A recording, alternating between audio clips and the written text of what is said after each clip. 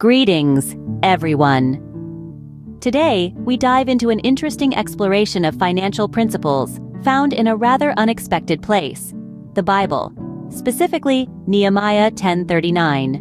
This verse captures a pivotal moment in history when the people of Israel, rebuilding their lives after a period of exile, pledged to contribute grain, new wine, and olive oil to the house of God. Now, you might be thinking, what does this have to do with personal finance today? Well, the principles behind this act of giving provide a fascinating perspective on financial practices, particularly the concept of offerings. Whether you're religious or not, there's something to learn here about the values that guide our financial decisions and the way we contribute to our communities. We'll delve into the significance of these offerings and how they translate into modern-day financial practices. So, let's uncover the financial wisdom hidden in this ancient text.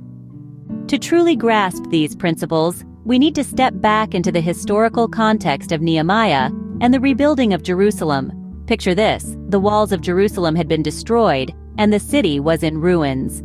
Nehemiah, a high-ranking official in the Persian court, felt a great burden for his people and their city. So he led a massive rebuilding project to restore the city walls, a task that was not just physical, but deeply spiritual. During this time, the people of Israel made a solemn promise. They pledged to bring their contributions of grain, new wine, and olive oil to the sanctuary for the upkeep of the house of God. This commitment was not a one-time thing, but a regular, ongoing responsibility. It supported not just the priests, but also the gatekeepers, musicians, and other workers who served in the sanctuary. This was an act of community support, a way of ensuring that the spiritual heart of their society, the temple, was well maintained. It was a collective effort, a pooling of resources for a cause greater than themselves. And it wasn't just about money, it was about time, effort, and the shared responsibility of a community to care for its spiritual well-being. Let's bring this into a modern context.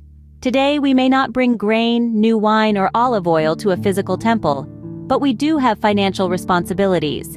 These might include supporting our local church or other religious institutions, contributing to community projects, or giving to charities that align with our values.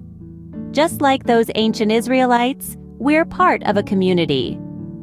Our contributions, whether they're financial resources, time, or skills, play a vital role in supporting and maintaining the institutions and causes that matter to us. And just as the people of Nehemiah's time took their responsibilities seriously, we too should approach our financial commitments with a sense of dedication and purpose. Because when we fulfill these responsibilities, we're not just supporting our community, we're also investing in our own spiritual growth and well-being. This commitment to support their community has a lot to teach us about our own financial practices. The people of Israel offered grain, new wine, and olive oil. But what does this mean for us today? Let's delve into this question by exploring the symbolism behind these offerings. In the context of ancient Israel, these were not just random items. Grain, new wine, and olive oil were the very sustenance of life, the fruits of hard work, and a sign of God's blessing. In offering these to the sanctuary, the people were giving the best of what they had as an act of gratitude and dedication. Fast forward to our contemporary world, we might not be physically bringing grain or olive oil to a place of worship, but the principle remains the same. It's about giving our best, and that can translate into different forms of financial giving. It could be a monetary donation to a charity, supporting a community project, or even investing time into a cause that holds meaning for us. Grain can symbolize our basic resources, the necessities we need to live. Just as the Israelites gave grain, we too can share our resources to support those in need. The new wine, a symbol of joy and celebration, could represent our special skills or talents. We can offer these unique gifts to uplift and enrich our communities. Olive oil, used for anointing and healing, can symbolize our capacity to bring comfort and help to those around us.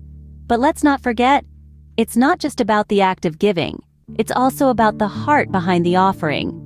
Are we giving out of obligation or out of a genuine desire to help? Are we giving the bare minimum or are we giving generously, reflecting the abundance that we have received?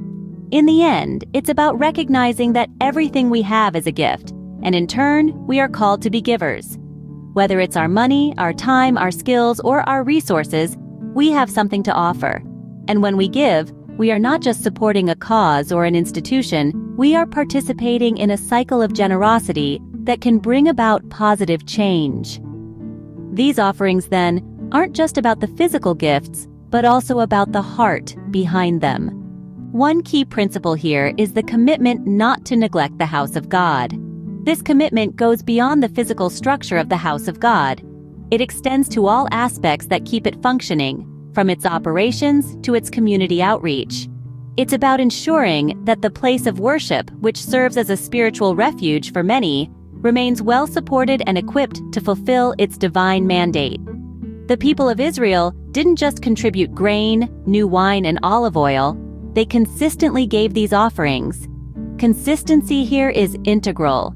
It's not about the size of the gift, but the heart behind the gift that matters. It's about regularity, commitment, and the willingness to support the house of God, not just once, but as a practice embedded in daily life. In today's context, this can translate into regular financial contributions to religious institutions or even community projects.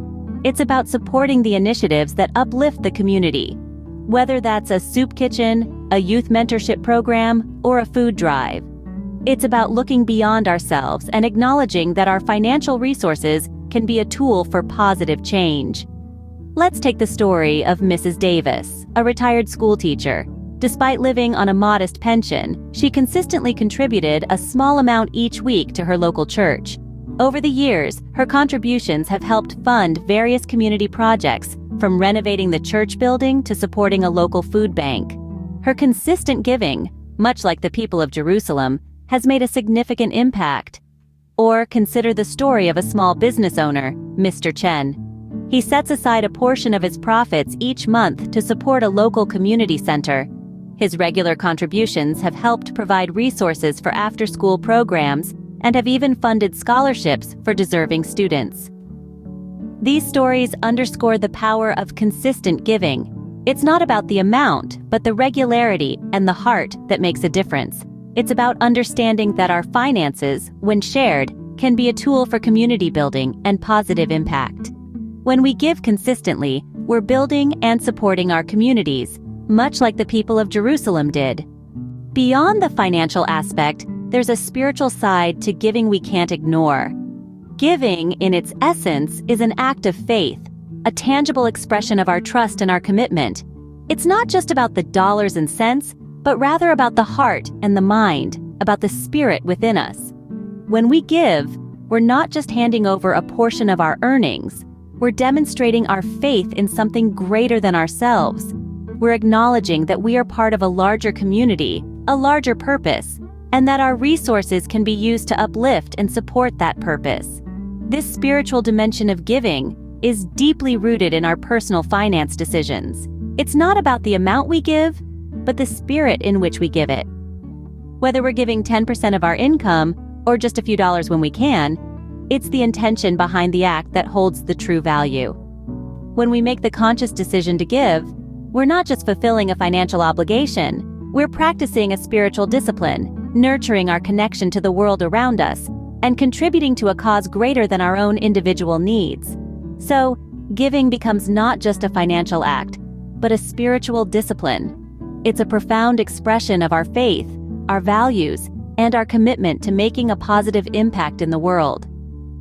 So how can we apply these principles to our finances today? Well, just as the people of Israel regularly contributed grain, new wine, and olive oil to support the house of God, we too can make regular financial contributions to causes that resonate with our values.